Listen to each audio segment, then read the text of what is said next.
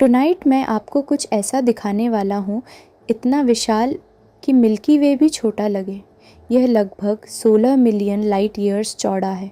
यह कोई Galaxy cluster नहीं है, यह सिर्फ एक गैलेक्सी है। और जब एस्ट्रोनॉमर को पता चला कि उन्होंने क्या खोज लिया है, तो इससे हमारी सोच बदल गई कि गैलेक्सीज आखिर ग्रो कैसे करती हैं। कल्पना कीजिए, अगर मिल्की वे को एक सिक्के जितना छोटा कर दें। हर तारा, हर नेबुला, हर ब्लैक होल, सब आपकी उंगलियों के बीच आने लायक। अब ऐसे 160 सिक्के एक लाइन में लगाइए, फिर भी आप उसकी बराबरी नहीं कर पाएंगे। उसका नाम है अल्सियोनियस। इसे 2022 में लोफार नाम के रेडियो टेलीस्कोप नेटवर्क से खोजा गया, जो पूरे यूरोप में फैला है। रोशनी को इसे पार करने में ही लाखों साल लग जाते हैं। जब एक फोटॉन इसके एक किनारे से यात्रा शुरू करता है, तब पृथ्वी पर इंसान भी मौजूद नहीं थे। और हैरानी की बात यह है, विजिबल लाइट में यह असामान्य नहीं दिखती। इसके पास सबसे ज़्यादा स्टार्स नहीं हैं। इसका सेंट्रल ब्लैक होल भी सबसे बड़ा नहीं है। तो फिर इतना विशाल कैसे बन गया? अगर यही बड़ा है, तो अब तक हम किसे बड़ा कह रहे थे? यहाँ हम स्पेस को धीमा करते हैं ताकि वह समझ में आए। अगर आपको यह अप्रोच पसंद है तो सब्सक्राइब करें और कॉन्वर्सेशन का हिस्सा बनें। क्यों स्पेस का साइज़ दिमाग हिला देता है? हमारा दिमाग सर्वाइवल के लिए इवॉल्व हुआ है, कॉस्मिक स्केल के लिए नहीं। मिल्की वे लगभग 1 लाख लाइट ईयर्स चौड़ी है। एक लाइट ईयर करीब 9.5 ट्रिलियन किलोमीटर। इसे 160 से गुणा कीजिए और दिमाग रुक जाता है। जब नंबर्स बहुत बड़े हो जाते हैं, वे रियल महसूस नहीं होते। हम 1000 लोग इमेजिन कर सकते हैं। 1 मिलियन धुंधला लगता है, 1 ट्रिलियन लगभग अर्थहीन। इसलिए अरिथमेटिक से ज़्यादा पर्सपेक्टिव मदद करता है। लेकिन पहले सवाल, गैलेक्सी के लिए बिग का मतलब क्या है? गैलेक्सी के लिए बिग क्या होता है? एस्ट्रोनॉमी में साइज़ सीधा नहीं होता। कोई गैलेक्सी डायमीटर में बड़ी हो सकती है, कोई मास में, कोई स्टार काउंट में। कुछ गैलेक्सीज अपने सेंट्रल ब्लैक होल से शक्तिशाली जेट्स निकालती हैं। ये प्लाज्मा और मैग्नेटिक फील्ड से बने रेडियो लोब्स बनाते हैं, जो विजिबल स्टार्स से बहुत दूर तक फैल सकते हैं। उदाहरण के लिए IC ला 110 इसका स्टेलर हेलो लगभग 6 मिलियन लाइट ईयर्स तक फैला है।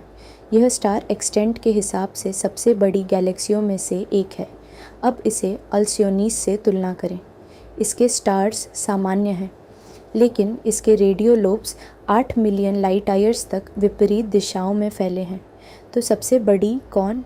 यह इस पर निर्भर करता है कि आप क्या मापते हैं। मुकाबला IC1101 बनाम अल्सियोनियस। IC1101 दशकों से जानी जाती है। यह एक डेंस गैलेक्सी क्लस्टर के केंद्र में है, एक सुपर जायंट एलिप्टिकल गैलेक्सी बिना स्पाइरल आर्म्स के। इसके पास लगभग 100 ट्रिलियन स्टार्स हैं और डार्क मैटर सहित इसकी मास 1 क्वाड्रिलियन सन्स के करीब पहुंचती है। फिर आया अल्सियोनियस। 2022 में लोफार डेटा को फिर से एनालाइज करते समय एस्ट्रोनॉमर्स ने इसकी पूरी संरचना देखी।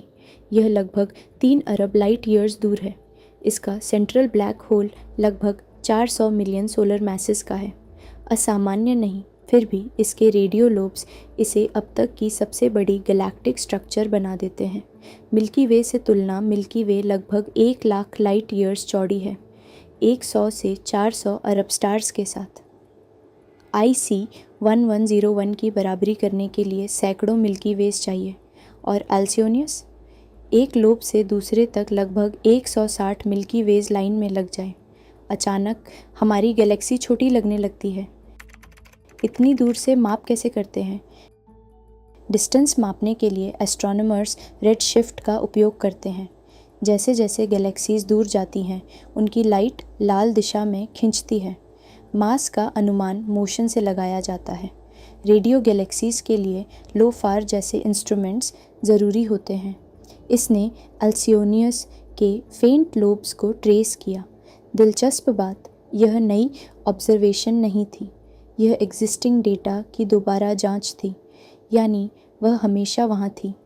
हमने बस उसे पूरा देखा नहीं था। समस्या, ये इतने बड़े नहीं होने चाहिए। यूनिवर्स की उम्र 13.8 अरब साल है। इतनी बड़ी स्ट्रक्चर्स बनाने में समय लगता है। सिमुलेशंस बहुत कुछ समझाती हैं, लेकिन IC 110 एक और एल्सिनस जैसे केसेस लिमिट्स को पुश करते हैं।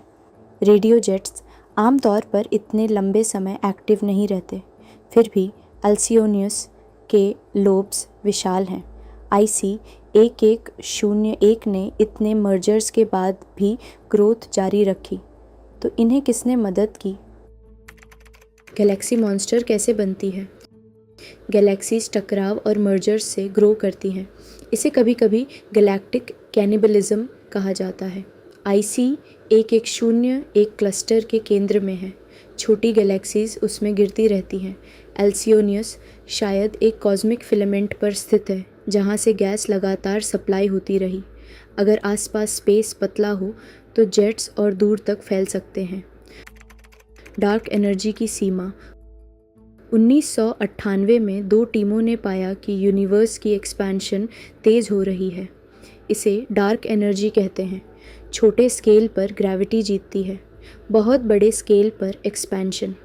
एक प्रैक्टिकल अपर लिमिट बनती है जिसके पार स्ट्रक्चर्स ग्रो नहीं कर सकते। संभव है कि एल्सियोनियस उस सीमा के करीब हो। बिग्स्ट बदल सकता है।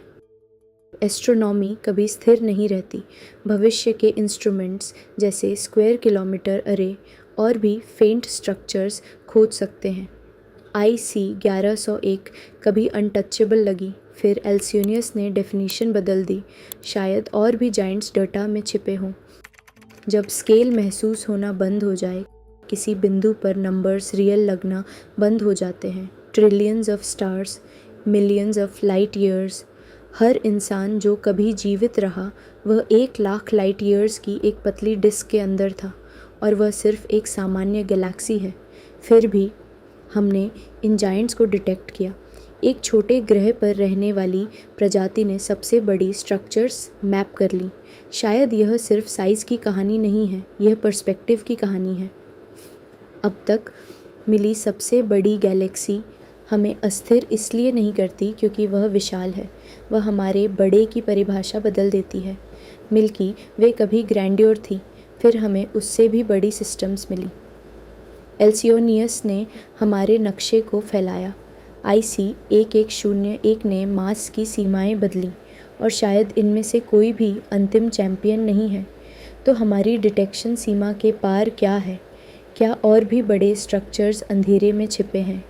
यूनिवर्स की आदत है कल्पना से आगे निकल जाने की। अगर हमने इतना खोज लिया है तो अभी अंधेरे में क्या छिपा हो सकता है?